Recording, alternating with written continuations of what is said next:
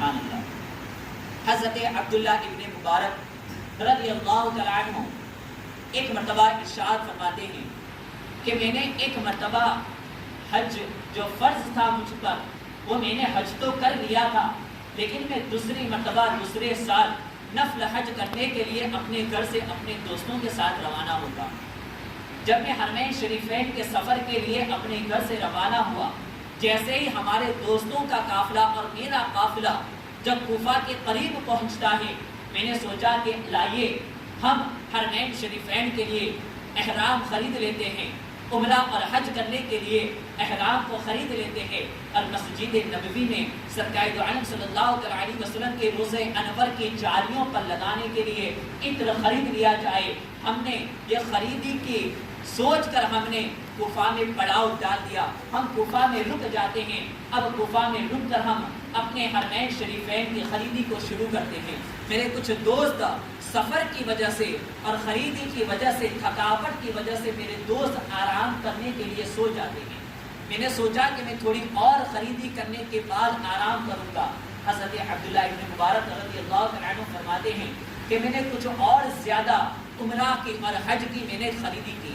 جب میں سفر سے تھک جاتا ہوں، جب میں خریدی کرنے کے بعد تھک جاتا ہوں، تو میں نے سوچا کہ لاؤ اس کوفہ کے قریب جو پانی کی جھیل ہے اس کے پاس جا کر آرام کر لیا جائے۔ اس لیے جو پانی کے قریب جب جاتے ہیں تو ہمیں ٹھنڈک محسوس ہوتی ہے۔ حضرت عبداللہ ابن مبارک اس پانی کی جھیل کے پاس جا کر آرام کرتے ہیں۔ رات کا وقت ہوتا ہے، مغرب کا وقت ہوتا ہے، شام کا وقت ہوتا ہے۔ حضرت عمر فاروق، حضرت عبداللہ ابن مبارک رضی اللہ تعالیٰ عنہ جب اس جھیل کے قریب آرام کرتے ہیں تو کیا دیکھا کہ ان کے قریب ایک مری ہوئی بھینس ہونے کی، مری ہوئی بھینس مردار کو دیکھا۔ اب ایک عورت نقاب پوش برقع پہنی ہوئی ایک عورت اس بھینس کے قریب ہو جاتی ہے، اور بھینس کے قریب ہونے کے بعد اس عورت نے اس بھینس کے گوشت کو کاٹ کر ایک تھیلی میں لے کر وہ دوڑنے لگتی ہے۔ میں نے سوچا کہ یہ عورت کہیں جا کر کسی مسلمان شخص کو یہ اس مردے کا کھانا نہ کھلا دے۔ میں نے یہ گمان کرتے ہوئے میں اس عورت کے پیچھے پیچھے جانے لگتا ہوں۔ جب میں اس عورت کے پیچھے پیچھے جانے لگا، میں نے کیا دیکھا کہ وہ عورت ایک گھر کے اندر چلی جاتی ہے۔ دروازہ کھٹکھٹایا، اس کے اندر جا کر دیکھا کہ کچھ چھوٹی چھوٹی بچیوں نے دروازہ کھولا اور یوں عرض کرتے ہیں، وہ بچیاں روتے ہوئے کہتی ہیں، اے میری ماں، آج ہم بہت بھوکی ہے، 3 دن گزر گئے ہیں، 3 دن سے کوئی چیز ہم نے کھائی نہیں ہے، 3 دن گزر گئے ہیں، ہم نے کوئی اچھی پینے کو نہیں پیا ہے، اگر آج ہم نہیں کھائیں گے تو ہم مر جائیں گے، آج ہم پر جان تک باری آ گئی ہے، اے میری ماں ہمیں کچھ کھانے کے لیے کوئی چیز دو۔ وہ ماں عرض کرتی ہے کہ اے میری بچیاں، میرے پاس اتنے پیسے تو نہیں ہیں کہ میں تمہیں اچھا کھانا کھلا سکوں، نہ ہی تمہارا والد، نہ ہی تمہارے باپ زندہ ہے جو تمہاری اچھی پرورش کر سکے، نہ ہی تمہیں اچھا کھانا کھلا سکے، لیکن چونکہ اگر آج ہم نہیں کھائیں گے تو ہم مر جائیں گے، اور جب جان کی باری آتی ہے تو شریعت نے بھی یہ اجازت دی ہے کہ مردہ کھا کر بھی اپنی جان بچاؤ، اس لیے میں تمہاری جان بچانے کے لیے مردار کا گوشت لے کر آئی ہوں۔ جب حضرت عبداللہ ابن مبارکہ اس بات کو سنتے ہیں، روتے ہوئے اس عورت کی خدمت میں حاضر ہو جاتے ہیں، عرض کرتے ہیں کہ اے خاتون، میں نے دیکھا ہے کہ تم نے ایک مردار کے گوشت کو لا کر تم اپنی بچیوں کو کھلانے کے لیے اس کھانے کو لائی ہو، اس مردار گوشت کو لائی ہو۔ میں تم سے یہ گزارش کرتا ہوں کہ میرے پاس 300 درہم ہے، تم اس 300 درہم کو اپنے پاس رکھو اور اپنے چھوٹی چھوٹی یتیم بچیوں کی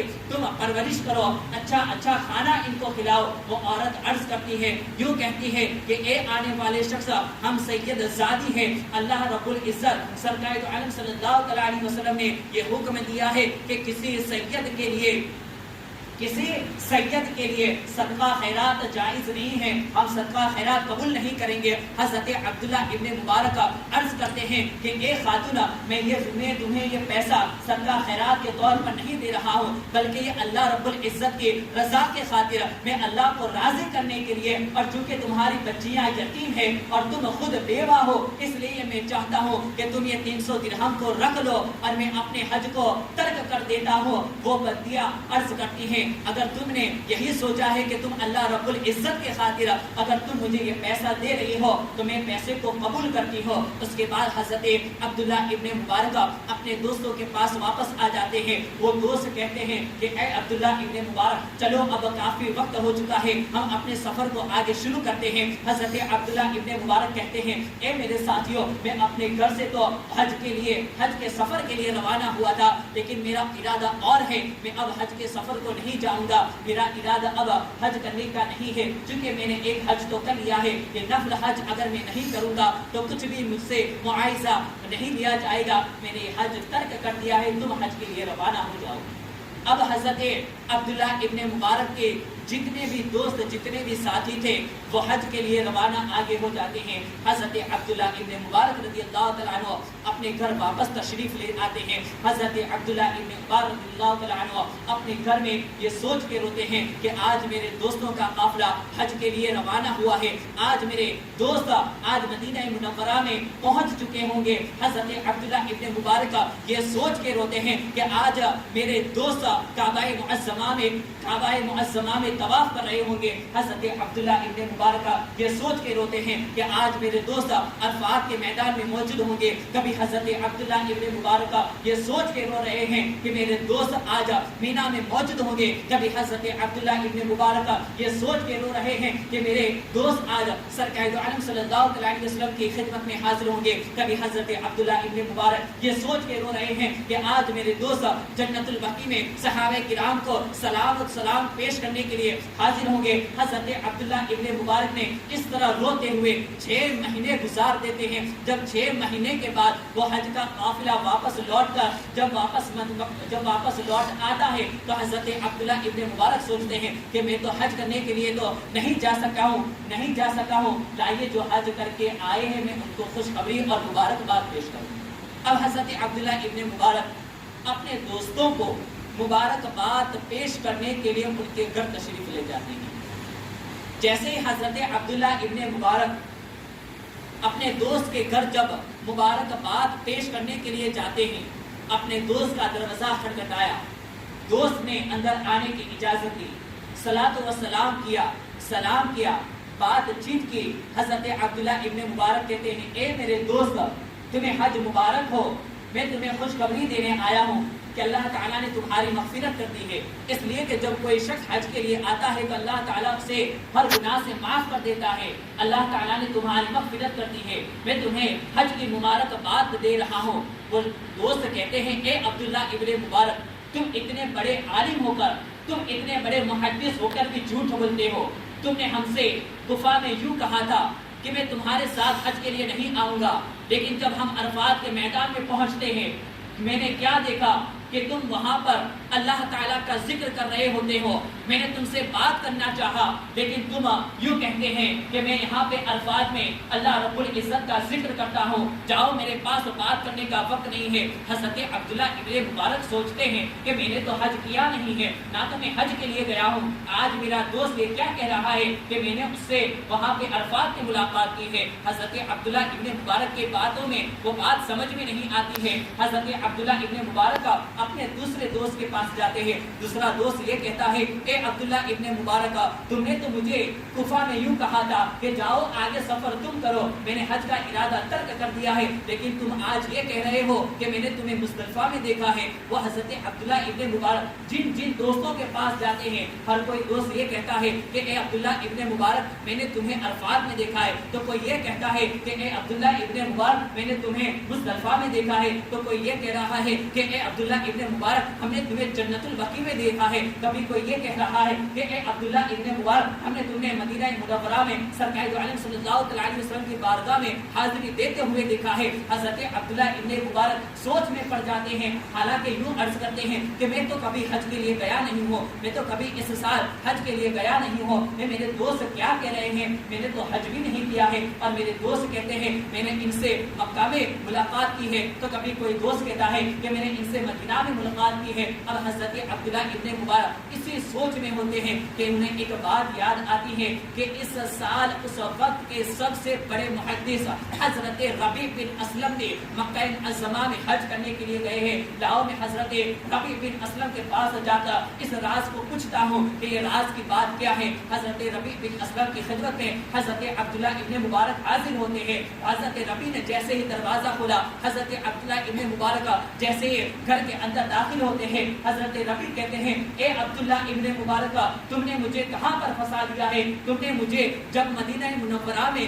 میں نے جب تم سے ملاقات کی تھی, جب روضہ انور کے سامنے جب ہم ملاقات کیے تھے, تو تم نے مجھے ایک مال کی, ایک درہموں کی تھیلی عطا کی تھی. لو تم اس درہم کو تھیلی کو تم اپنے پاس رکھو, اس امانت کو تم اپنے پاس رکھو. میں اس وزن کو اٹھا کر مکہ میں اور مدینہ میں تھک چکا ہوں. لو تم اپنی امانت کو واپس رکھو. حضرت عبداللہ ابن مبارک رضی اللہ تعالیٰ عنہ اس مال کی تھیلی کو لے کر اپنے گھر آتے ہیں. اسی سوچ میں سو جاتے ہیں کہ اے عبداللہ ابن مبارک سوچتے ہیں کہ میں نے تو حج بھی نہیں کیا ہے, میں نے عمرہ بھی نہیں کیا ہے, نہ میں مکہ میں حاضر ہوا ہوں, نہ میں عرفات میں حاضر ہوا ہوں, نہ میں مزدلفہ میں حاضر ہوا ہوں, نہ میں مدینہ میں حاضر ہوا ہوں, نہ میں جنت البقیع میں حاضر ہوا ہوں. اور حضرت ربیع یوں کہتے ہیں کہ میں نے مسجد نبوی میں سرکار دو عالم صلی اللہ علیہ وسلم کے روضہ انور کے سامنے میں نے حضرت ربیع کو اس مال کی تھیلی کو دیا تھا اور انہوں نے مجھے واپس لوٹا دیا ہے. یہ ماجرا آخر کیا ماجرا ہے؟ حضرت عبداللہ ابن مبارک کی یہ بات